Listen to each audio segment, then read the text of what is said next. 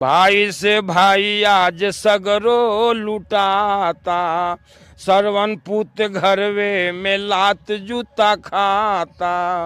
अरे घर घर जुड़ दो धन भरल बाटे बाली, माटी के दुर्गा आज सगरो पुजाली, माटी के भाई से भाई आज सगरो लुटाता, सरवन पुत घरवे में लात जूता खाता। अरे घर घर जुड़ दो धन भरल बाटे बाली, माटी के दुर्गा आज सगरो पुजाली, माटी के भाई से भाई आज सगरो लुटाता, सरवन पुत घरवे में लात जूता खाता। अरे घर घर जुड़ दो धन भरल बाटे बाली, माटी के